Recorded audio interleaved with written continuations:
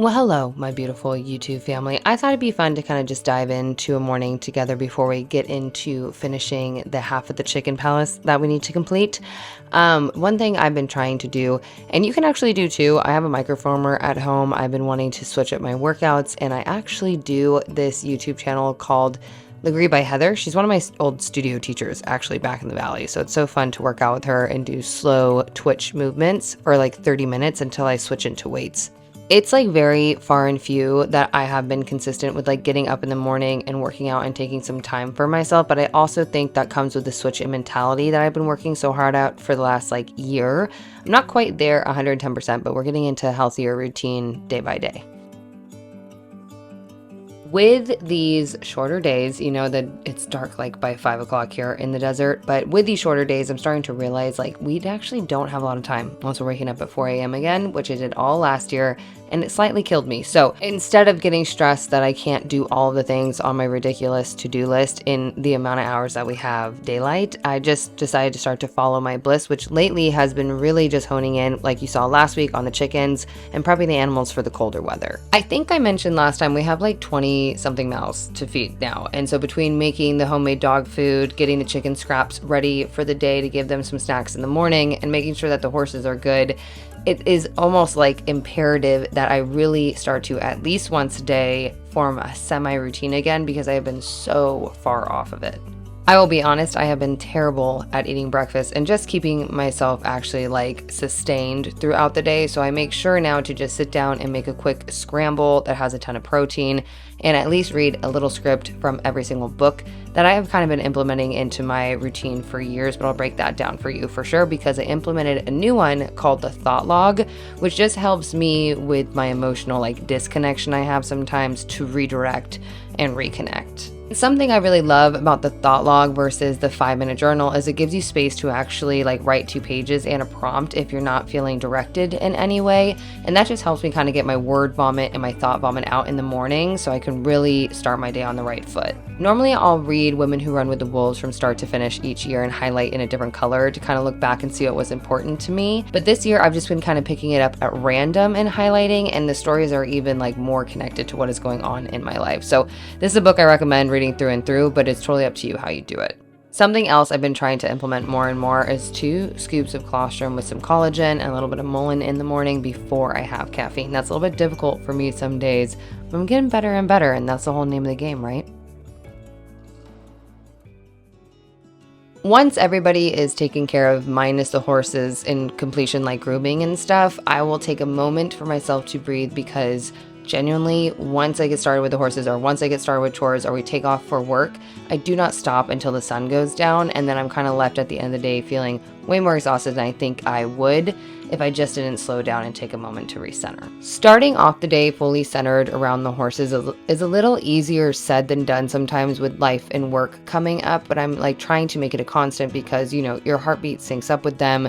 They tell you how your energy is before you even know it, and it's just a full-blown good body check and just a solid reset before you even get going on your day to kind of know where you're at.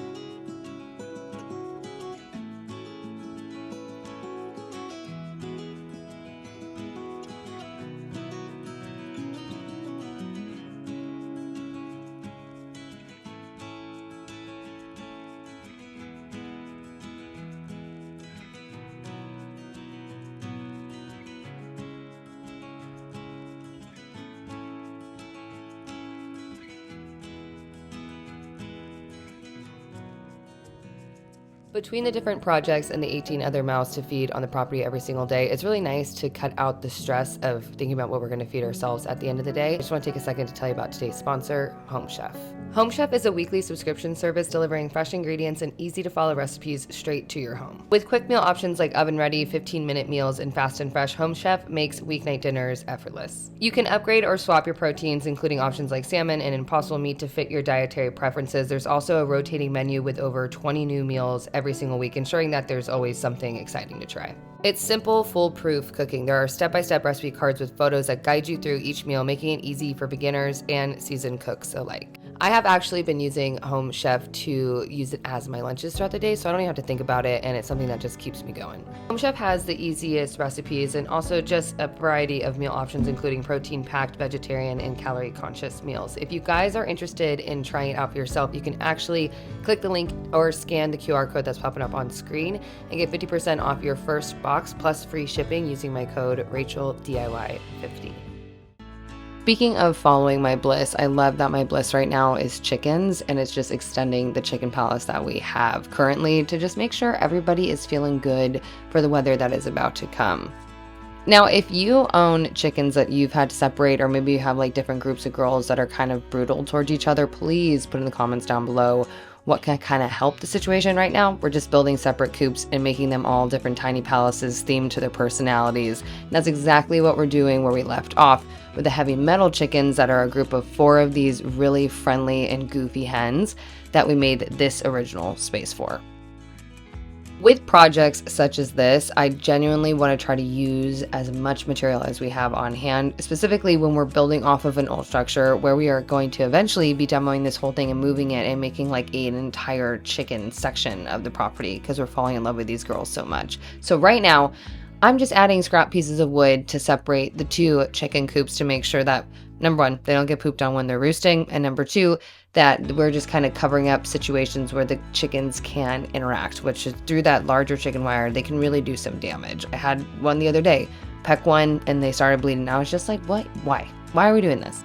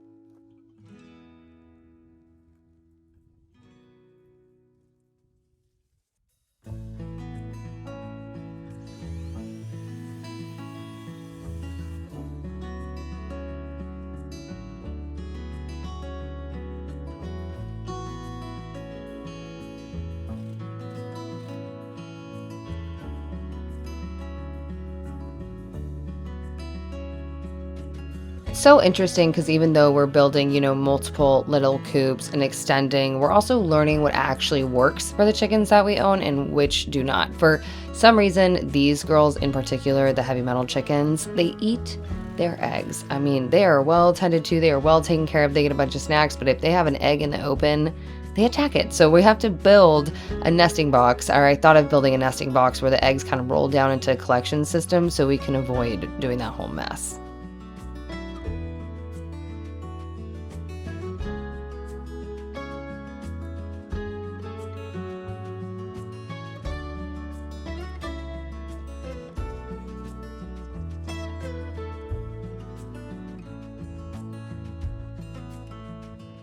Essentially, all I did to the nesting box was just add some 2x4s to the back to raise the back so it has a slope down to the front where the little, why am I not able to speak English today?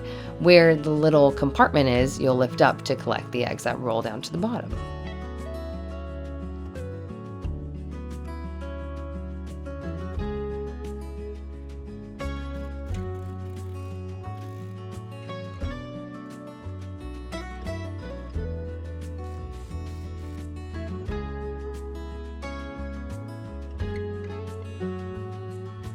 To me, what's funny when building this is because you're obviously building this with intention for your chickens, but your chickens, they're just miniature dinosaurs and they just kind of do whatever they want. So I was like, I'm organizing this in a way I think would make sense to you, but you ladies, let me know. And I don't know, it's just, I think it's really funny to like essentially build a room makeover for someone that can't tell you how they feel about it. So we just have to wait and see.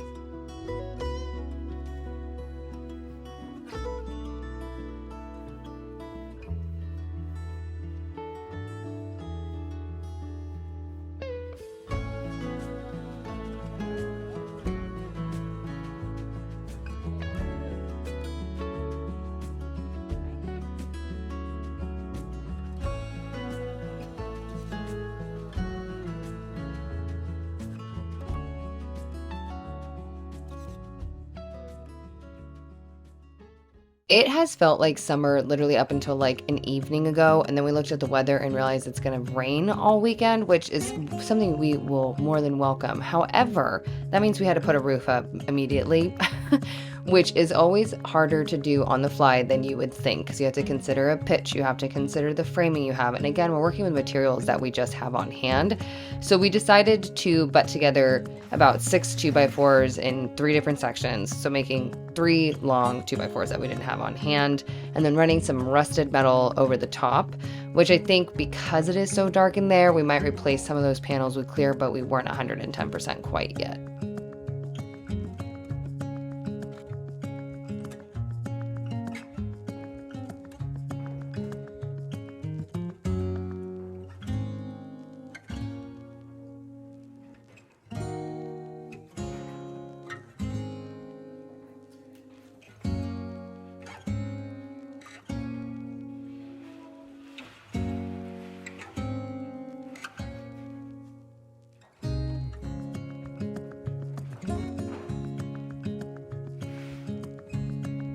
Ended up moving in the girls that evening. It was getting dark, so obviously they couldn't really enjoy the coop. They started roosting automatically. They all found their spot. It made me feel good. It made me feel safe. And it wasn't until the next day that I hung up their little feeder, their vintage like bird feeder, that actually worked out really nicely, that I was able to like walk in and not have to bend over or hunch or like crawl into a coop. It is the first coop we have that you can fully stand up in the extension, in the roost, wherever you're going, and you can even sit and hang out with them, which I need to put a stool, but I was just way too excited and just wanted to hang with them then.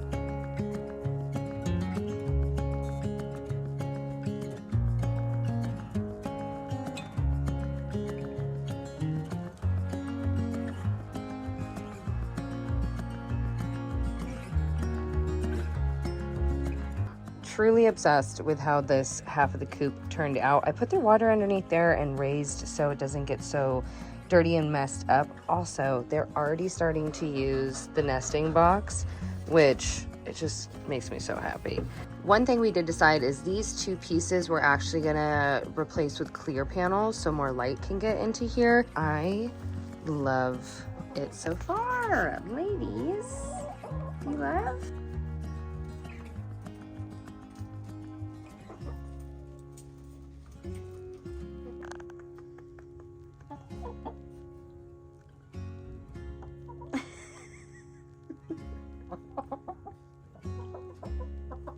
Yes. Go enjoy your coop.